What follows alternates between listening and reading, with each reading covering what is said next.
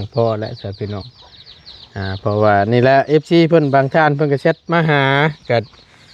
ถามแล้วพี่น้องก็มันแม่นบ่ตูนว่าซั่นถามเบิ่งเจือๆเบิ่งเด้อว่าซั่นเป็นไปได้บ่มีเฮือนว่าซั่นหั่นนะเดี๋ยวจังมื้อพาเมื่อเบิ่งเพิ่นพระเฒ่าแม่เฒ่าอืม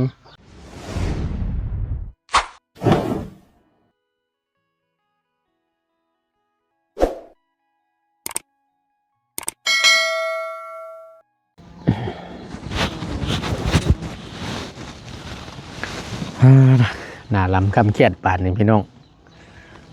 ช่วงยามเว้นนี่ปัดฮ้อนเนาะช่วงค่ำๆปัดเย็นสภาพสิ่งแวดล้อมเนาะก่อนอื่นพี่น้องเลย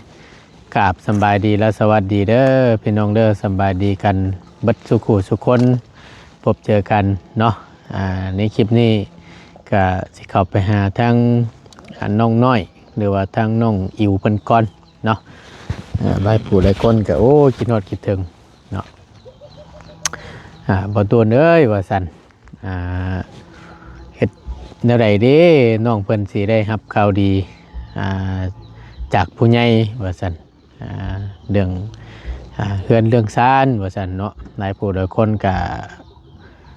ฝากความหวังได้ทาง FC เนาะเพราะว่าทีมงานเฮาหลายผู้หลายคนเข้ามานะพี่น้องบ่ทางใดก็ทางหนึงแหละว่าซั่น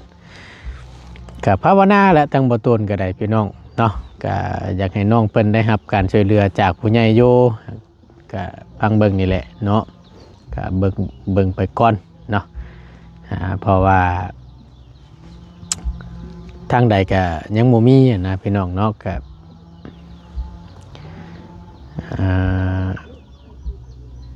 ยังเงียบๆว่าซั่นซะเนาะ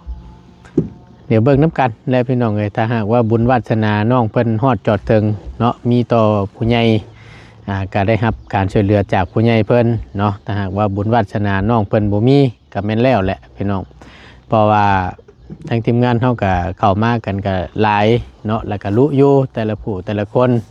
เนาะแต่หากว่าบุญน้องเพิ่นมีแต่ซ้ำนี้เลยครับการช่วยเหลือไล่แต่น้ำบ่หรือว่าที่ไล่แต่ไฟโซลาร์เซลล์บ่มีหยังเพิ่มเติมบ่นี่ก็ถือว่าบุญน้องเพิ่นเบิดจำนั้นแหละพี่น้องเนาะเพราะว่าทางทีมงานเขาก็ได้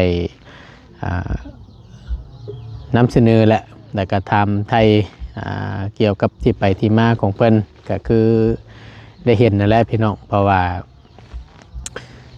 ก็ได้ถามเพิ่นแหละเนาะว่ามันเป็นแบบใดนะเพราะฉะนั้นแล้วก็ขึ้นอยู่กับบุญวาสนาน้องเพิ่นมีบ่เนาะถ้าบ่มีก็แม่นแล้วแหละพี่น้องทางบ่ตนกับภาวนาสาธุแหละพี่น้องเนาะเอาเดี๋ยวเข้าไปหาทั้งน้องเพิ่นอีกครั้งนึงเนาะก่อนจะเข้าไปเนาะพี่น้องเพิ่นก็ย่านก็ว่าโอ้ยว่าซั่นมันเกี่ยวกับมันนี่แหละเรื่องที่ว่ามักฮักนะพี่น้องทางบ่ตนกันก็บ่ได้ว่าสิสายเปิดใจหรอกบ่แม่นหรอกพี่น้องเอ้ยแค่ว่าเซลกันเด่นซื่อๆเนาะก็ให้มันมวนชื่นซื่อๆหรอกเนาะแต่ว่าจริงจังดีมันก็บ่มีนะพี่น้องบางเทื่อเฮาไปอันนั้นมีแต่โศกเศร้ามันก็สิเครียดไปหลายได้พี่น้องเนาะเพราะฉะนั้นแล้วก็ให้มีสีสันให้เพราะได้ม่วนได้ชื่นได้ซื่อหรอกเนาะเพราะว่าอุดมการณ์ของเฮาก็คือเว้าและคือทางบ่ตนเว้าหลายๆคลิปก็บ่แม่นสายแล้วก็บ่แม่นแนวทางที่จะไปหาเปิดใจหรือว่าหาคู่หาคิงให้กับผู้อื่นบ่มีเลยพี่น้องเนาะเพราะบ่ตนย้ำอยู่ตลอดย้ำอยู่เสมอจังใดก็บ่ตนก็บ่เห็นดีนำแท้ๆขึ้นเบิ่งติดต่อมาหาทางบ่ตนพี่น้องเอ้ยคือทางน้องกึหรือว่าน้องพรเพิ่นนี่ก็เช่นเดียวกันมีหลายติดต่อมาทางบ่ตูนเองก็ว่าบ่ตูนเอ้ยว่าซั่นทั้งผมอยากขอน้องเพิ่นเป็นแฟนหรือว่านู่นนี่นั่นมักฮักพร้อมแต่งทั้งบ่ตูนก็ยังบ่เห็นดีนำมันนะเพราะว่ามันสิให้บ่ตูนไป เป็นชื่อเป็นนู่นนี่นั่นบ่ตูนบ่เอาพี่น้องเอ้ยเพราะว่ามันเรื่องของความฮักความมักนี่มันเป็นเรื่องคนสองคนว่าซั่นซะเป็นเรื่องคนสองคนเพราะฉะนั้นแล้วเฮาสิไปหาจับให้ผู้นั้นผู้นี้เกือมันแม่นอยู่พวกมันที่แบบว่ายังไม่แล้วก็ยังมักยังฮักกันแบบว่าอีหยังก็ย่านะแบบว่ามันยังไม่ไหม้นี่มันก็ไปเลยสวยมื้อใดมื้อหนึงว่าซี่นะพี่น้องเอ้ยเฮาก็บ่ฮู้เนาะว่าเพิ่นคุยกันจังใดเพิ่นล้มกันจังใดนะบางเทื่อผิดใจกันบางเทื่อเนาะบล็อกกันหนี้แล้วก็โยงมาแล้วบาดนั่นแหละสาเหตุที่บ่ตูนบ่มักเพราะฉะนั้นแล้วเรื่องของประเภทนี้นั่นบ่ตูนบ่ขอยุ่งแล้วให้เพิ่นหาเองเพิ่นเบิ่งเองคุยกันเองถูกใจแล้วเอาบ่ถูกใจแล้วก็ย่าเบิดเท่านั้นแหละพี่น้องเนาะเพราะว่ามันเป็นอย่างนั้นแหละมันสิเสียคือว่าเสียทั้งชื่อเสียงและทีมงานเนาะเพราะว่าอุดมการณ์ของเฮานี่ก็คือช่วยเหลือผู้ตกทุกข์ได้ยากเนาะอันนี้ก็คือการพี่น้องเอ้ยความน่ารักของน้องเพิ่นเนาะก็เข้าไปช่วยนั่นแหละเนาะก็อันว่าแค่ว่าบางช่วงบางคราวนะพี่น้องเอ้ยก็แค่เพิ่นเซลล์กันเด่นซื่อๆเนาะแต่หากว่าเพิ่นที่มักฮักหรือว่าอย่างก็แล้วแต่เพิ่นนะตัวนี้นะเพราะฉะนั้นแล้วประตูนก็ยังยืนยันคำเก่าเนาะกะว่าบ่ขอยุ่งในตัวนี้ว่าสั้นซะเนาะบ่ขอยุ่งได้พี่น้องเอ้ยเอาเดี๋ยวเข้าไปเบิ่งไปชมน้ำกันคือจังว่าเห็นนั่นลาดพื้นหรือว่าเทผงเทพื้นเนาะตรงน้ำก๊อกนั่นแหละพี่น้องตรงน้ำก๊อกตรงน้ำบาลานนะเนาะเดี๋ยวเข้าไปเบิ่งไปชมกันไปเดี๋ยวในเข้าไปในคนแหละพี่น้องเนาะโอ้มีแต่ผากห้อยตีนไว้ให้เบิ่งตักหน้าอะไรนี่เนาะกักแน่ลีนี่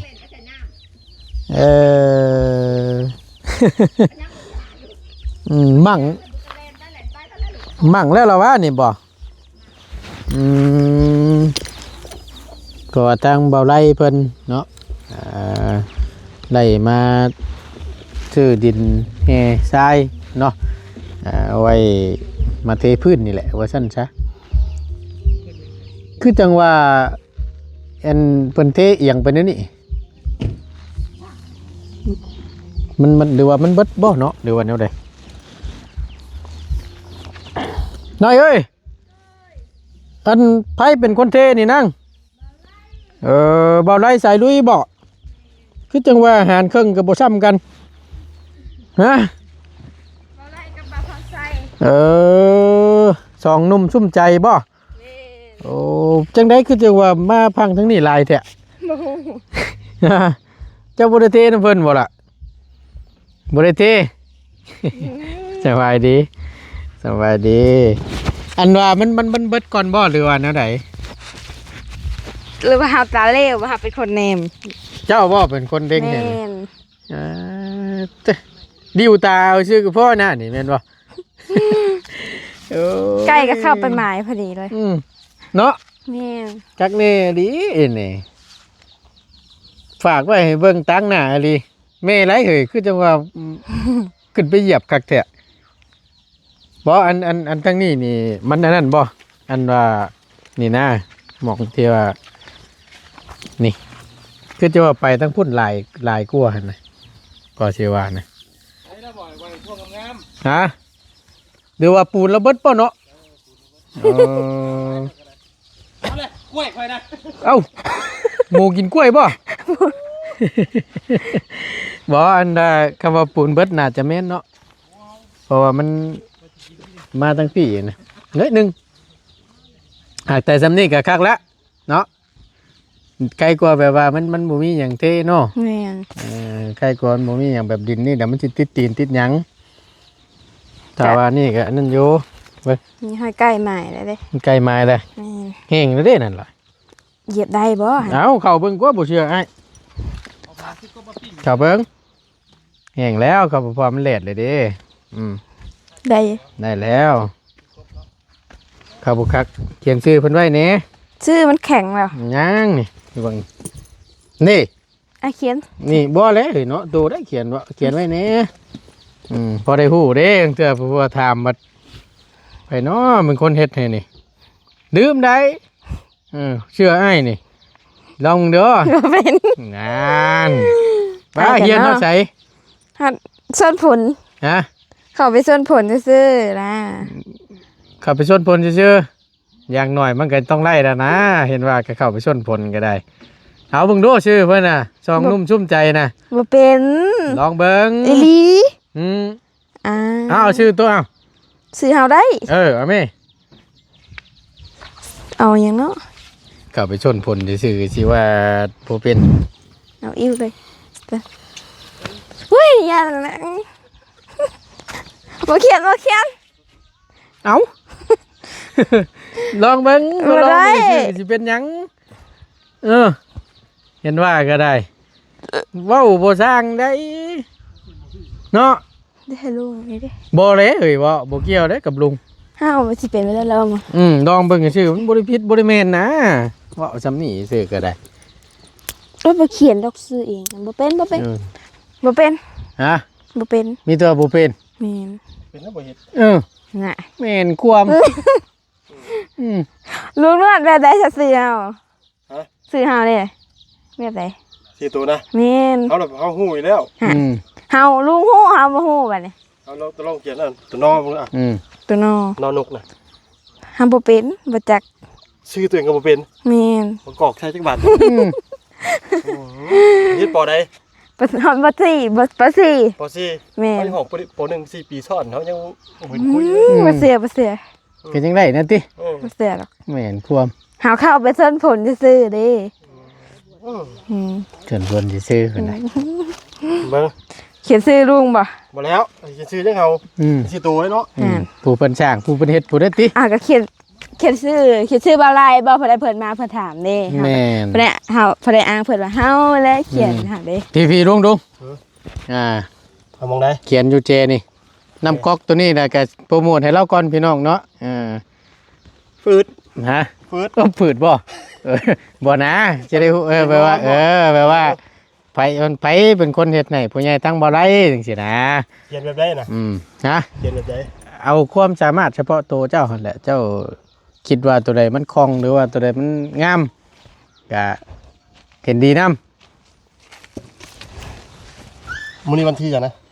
44 44 แม่นน่าจะแม่นเลยนี่ น่าจะแม่นเอาตัวใหญ่ๆนี่ได้พอได้เบิ่งไง เนาะ ตัวน้อยได้จังน้อยเพิ่นอันไก่เหยียบขี้ดินขึ้นไปใส่เพราะว่าบ่ได้เห็นนะ บ่ม่วนใดก็ได้ เอาได้ดีเลย แม่นบ่ แม่น ว่าตัวนี้บ่เห็นนะ โย มันว่ามันแข็งมันนั่นไหนประตู นะ มันแข็งพุ่น บ่งั้นลองเบิ่งจ้ะโอ้เขียนมินพุ่นเลย กินมินพุ่นเลยเหยียบแตกซะแล้วเนาะเอาเทแบบอันธรรมชาติเลยเนาะเนาะ แม่น บ่ได้มีหยังมาปงมาปาด บ่ บ่ทั้งพ่อเจ้าไปใช้ซั่นมื้อนี่ เมื่อบ้าน เมื่อบ้าน ย่าไข่เลยแม่แล้วไข่ อ๋อ แม่แล้วบ่สบาย ทั้งย่าบ่สบาย แม่น เป็นไข้แต่ ขี่เนาะ แม่น เอาเบิ่งก่อนพี่น้องเอ้ยเซ็นโดยมือตัวเองเลยตัวนี้ก็ได้ แม่น จริงๆก็อยากให้เพิ่นผู้ใดเขียน หาวัดบ่เป็นเนาะ ก็เขียนบางทีบ่เป็นกัน บ่เป็นว้ายบ่เชื่อดอกไงสิมาหาตัวไอ้เขียนรถปอซี่สิว่าเขียนบ่เป็นไปบ่ได้เห็นว่าก็ได้ ก็ใช้ชื่อปี2026แน่เด้อ ปีนี้ดี เดือนหนึงนะเดือนสอง เดือน บ่ 2ปี2026 ชาวโฮกเฮ็ดงามลุงเด้อ พอได้ร่ำเด้เห็นลุงก็เห็นตรงซื้อลุงแล้วก็พอได้ พอได้ ต้องซื้อลุงนวดว่ะ พอได้นึกถึงเนาะเราบ่สร้างได้ นิ่งไปเลยเนาะให้เนาะนี่ก็ได้ แนวมันแหละบ่เพิ่นบอกให้เขียนห้าง เนาะ ยับไปเรื่อยๆ ได้ เรื่อย เดี๋ยวได้ว่า ได้ ดูไปห้อยไก่ก่อน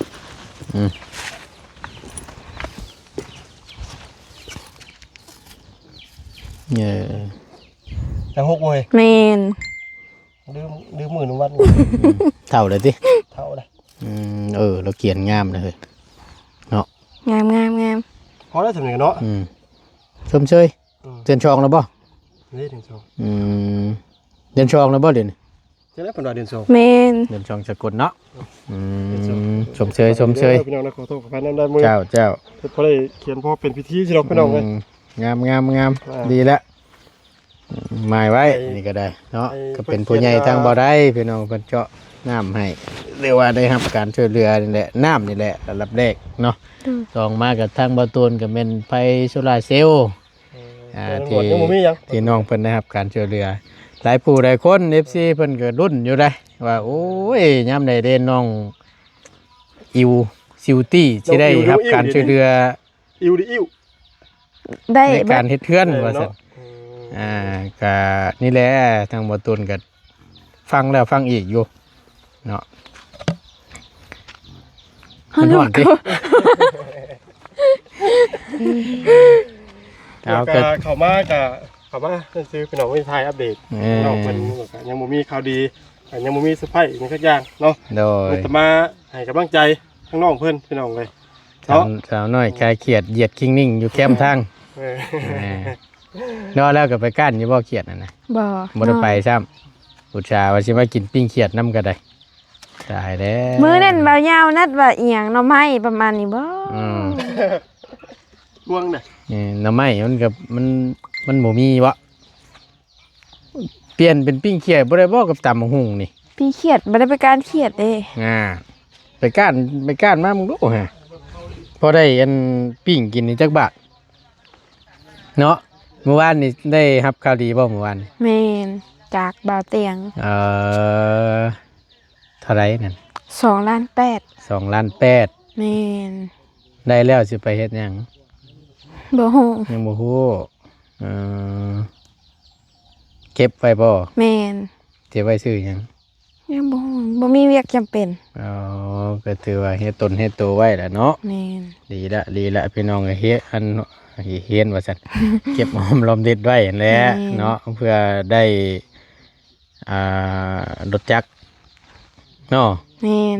ตัวนี้แหละสำคัญพี่น้อง แม่นเพราะว่าเฮาอยู่ไกลมื้อเด้ เพราะว่าหนึ่งมากกะอยู่ตรงไห้ใต้ตรงหน้าพี่ยามเจ็บเป็นรุ่นมันผัดยากเนาะเพราะว่ามันห่างว่าซั่นซะบ่ได้อยู่ในบ้านในช่องทางน้องเพิ่นนี่ก็ได้บ่แล้วก็ยังบ่ได้เข้าไปเบิ่งจักเทื่อ ว่าหยัง อยู่ในบ้านบ่ บ้านน้ำแพก อยู่หน้าเพกใหญ่นี่บ่ล่ะ แม่น แม่น น้ำแพกใหญ่ เลินชาตินี่แหละมันกว้างมันหอมจำใดมีอยู่บ่หรือว่าเท่าใด บ่มีแต่เฮือนแม่เฒ่าพ่อเฒ่า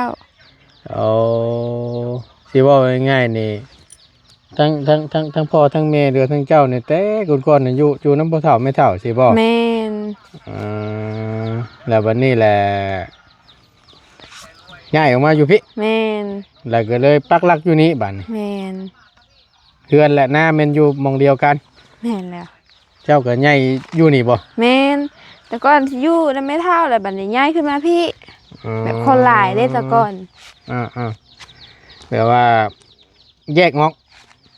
แต่ละคนก็มีครอบมีครัวแล้วเนาะ แม่น แล้วก็ได้มาอยู่มูลเจ้าของ แม่น ปลูกเถียงอยู่นี่เฮือนอยู่นี่แม่นอยู่น้ำเดียวกัน แม่น ไปคือเร็วมาคือเร็ว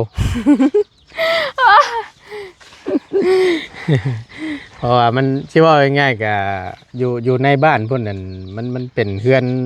พ่อเฒ่าแม่เฒ่า ของพ่อเฒ่าแม่เฒ่าเนาะ แม่น ทั้งแม่เจ้าบ่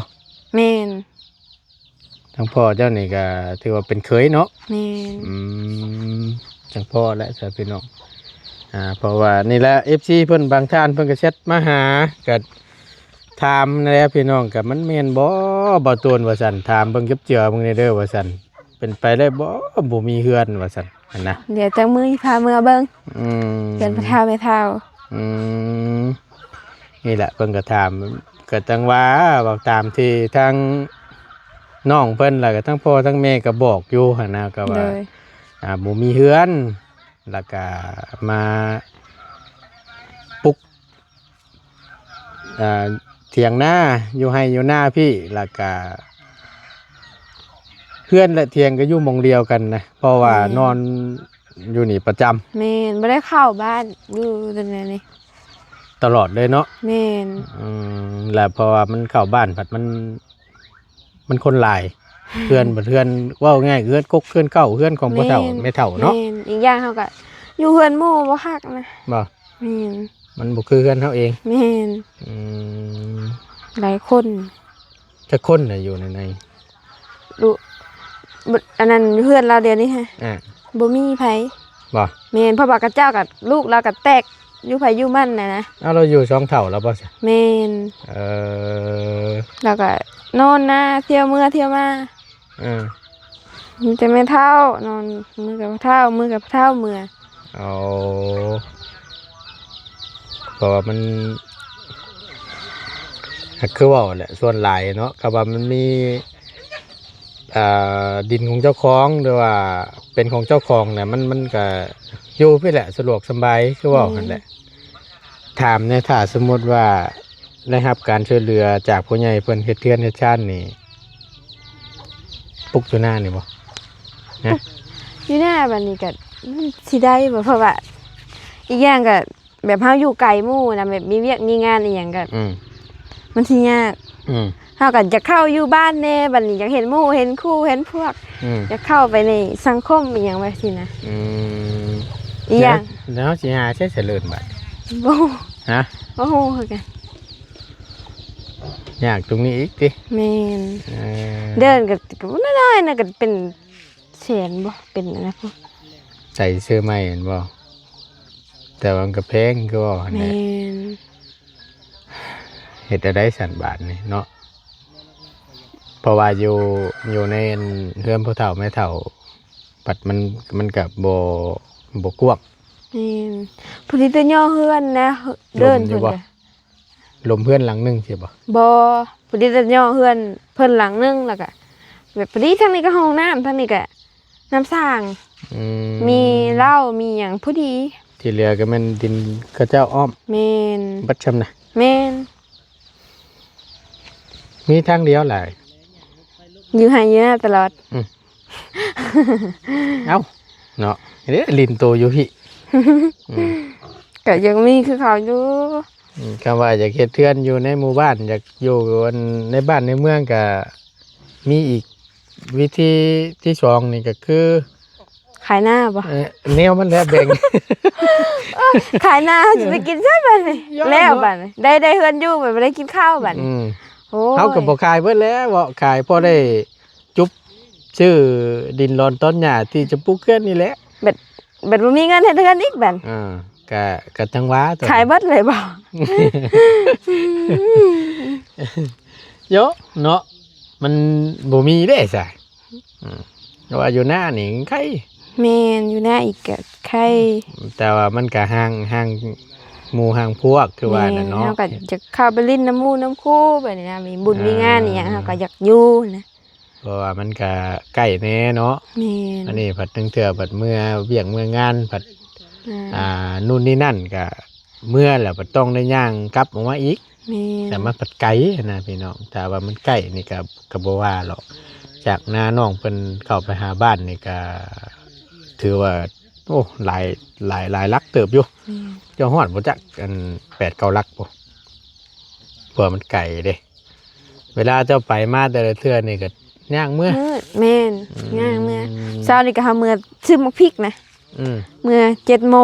10:00 นมา อืมเมื่อ7:00 นเช้า แม่น กลับมา 10:00 น 10:00 น แม่น ย่าง แม่น เพื่อสิฮอดคือว่ามันเนี่ยมันยามเจ็บเป็นรุ่นนี่แหละมันยากกลางค่ำกลางคืนเนาะ เพราะว่ามันเพื่อสิฮอดมือแพทย์มือหมอพี่น้อง แม่น อยู่หมองใดอันเทือนอันพ่อเฒ่าแม่เฒ่าเจ้าหน้าแพง มันจะมีเลยฮันเวียดแล้วมันจะมีทางเข้าไปทางนี้ ให้ถามเนี่ยเจ้าฮู้จักอยู่บ่อันน้องหมู ฮู้อยู่ ฮู้อยู่ แม่น หม่องเพื่อนเก่าเราเห็นบ่ บ่ เลิกเข้าไปในอีกบ่ แม่น เออ เพราะว่าเพื่อนเก่าน้องมูเพิ่นนี่ก็บ่ตูนก็เห็นอยู่พี่น้องดินตอนนั้นนะเพราะว่าอยู่ในหันมันมีหันเวียดเนาะ แม่น เพราะมีเส้นทางขี่ไปในอีก แม่นแล้วก็นี่ทางไปทางพี่ ไว้เช็คมือพาเข้าไปเบิ่งนี่เด้อ ได้ เข้าไปเบิ่งเดี๋ยวสิได้พา FC เพิ่นเบิ่งนำ แม่น สิได้หาย เข้าไป ของ มื้ ใจ อนี้ได้บ่ มื้อนี้เลยเดี๋ยวก็จังว่าแล้วเบิ่งนี่แหละถ้าว่าหมู่คู่สิบ่ท่าหันนะยันว่าหมู่คู่ท่าแล้วมันปัดหมู่มาปัดยันบ่พอทางน้องนั่นน่ะมีแต่ว่าจัดสรรเวลาเบิ่งเดี๋ยวสิพา FC ผู้ใหญ่เพิ่นเข้าไปเบิ่งนำ โอเค ว่ามันเป็นขึ้นน้องเพิ่นว่าบ่หรือว่าแนวใดจังซี่นะพี่น้องเนาะเพราะว่าเพิ่นก็ยังของใจบางท่านว่าซั่นซะ รวยกระสร้างทองมีก้อนโลดรถคันโก เชื่อ ใส่ท้องหนักเป็นกิโล ใส่โซ่มาเข้าคักลาเพื่อนหอหลังน้อย อันนะ กำลังม่วนทางนี้ก็ได้เนาะโอ้ยเจ้าสบายดีเพราะว่ากระทามเบิ่งนะบ่ยาวเพราะว่าก็ทางน้องเพิ่นก็มีแต่เฮือนผู้เฒ่าไม่เฒ่าซื่อๆว่าซั่น เพราะว่ามันFC เพิ่นก็ลังเลอยู่ผู้เพิ่นเบิ่งอยู่ก็ได้ว่ามันแม่นบ่ขนาดนี้แหละสิผมมีเฮือนเป็นของเจ้าของนั่นนะ ทุกคนก็บ่เชื่อเนาะ แม่นนั่นนะก็ตามที่น้องเพิ่นเล่ามาแม่เพิ่นเล่ามาก็ว่าง่ายๆทั้งพ่อเฒ่าทั้งแม่เจ้าพ่อเจ้านี่ก็อยู่เฮือนพ่อเฮือนแม่ซื่อๆเนาะเพิ่นคบเพิ่นเข้าหันนะ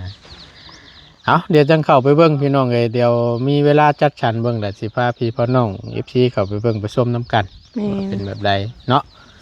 เดี๋ยวน้องเพิ่นก็จะอย่าเข้าไม่ได้หากอย่ายันว่าทั้งทีมงานมาได้ยันบ่พ่อทั้งน้องยันเพิ่นเข้ามาช่วงแรงๆนะ เลย เพราะฉะนั้นเดี๋ยวเบิ่งอีกเทื่อนึงเนาะว่าเป็นแบบใดนะพี่น้องบ่ได้มีหยังมาฝากมาต้อนแล้วแม่นว่าสิมากินข้าวปิ้งเขียดน้ำอยู่ บ่มีเกียรติ เนาะโอ้เสียใจเด้ แต่ว่าไปหาขุดพูนแต่หาไหลคุบ ได้คุบเขียด แม่น ได้คุบเขียดน้อย เขียดหน้า เขียดหน้าเขียดตะหมู่นี่บ่ แม่น ตามห้วยตามห้องเพิ่นบ่ แม่น เพราะเราตั้งแต่เข้ามานี่ได้ไปก้านเขียดก้านอย่างอยู่บ่ยัง บ่ได้ไปเลย บ่ได้ไปซ้ำ เลย คือว่าได้บางเทื่อเมื่อก็ดึกนำแม่เนาะ แม่น คำไปนี่ไปก้านช่วงจักโมงไป ไปแต่7 โมงพู้นเลยเผื่อเฮาเลาะพูนรอดใต้มากัด เผื่อเฮามากัด1 โมง1 โมงครึ่งแหละ ปานนั้นบ่ แม่นเผื่อเฮาเลาะลงพูนใต้เพื่อหาย่างมาเลย เลาะเพื่อสิได้อีกเนาะ แม่น กลับมากัน1 โมง 2 โมงพุ่น แม่น นึกว่าไปล่ำชั่วโมง2 ชั่วโมงนี่มาบ่แม่น บ่ได้เผื่อสิได้เด้ สาวกายเขียดหน่อย โอ้ยเอาพี่น้องเลยเนาะเดี๋ยวจังค่อยว่ากันเนาะล่ะเนาะไปเดี๋ยวจังมีเวลาว่าสั้นซะเดี๋ยวให้น้องเพิ่นพาเข้าเบิ่งเข้าชมน้ำกันอีกห้อมหนึงเนาะไปอยู่ดีมีแฮงสบายดี โอ้ยมาเอาไว้ไอ้บ้านโอเคกินข้าวแล้วบ่มื้อนี้ กินแล้ว ได้หยังกิน กินกับข้าวอะไร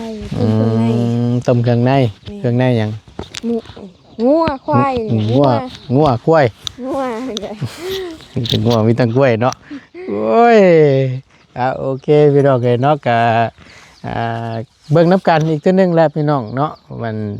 เป็นแบบไรเนาะก็เรื่องรับการช่วยเหลือนี่ก็ภาวนาและตั้งบ่ตนก็ได้เนาะถ้ามีบุญวาสนาก็คือเว้าหั่นแหละมีต่อผู้ใหญ่เพิ่นเนาะก็แม่นได้รับการช่วยเหลือถ้าบุญสาวยาวยืดได้เนาะถ้าว่าบ่นั่นก็มันแล้วแหละพี่น้องเนาะเอาภาวนาทางบ่ตนก็ได้อยู่ดีมีแฮงพี่น้องขอบบุญขอบคุณหลายๆสำหรับคลิปนี้บ่ตนลาแล้วพบเจอกันคลิปหน้าเด้อพี่น้องเด้อสำหรับคลิปนี้สำบายดีเด้อ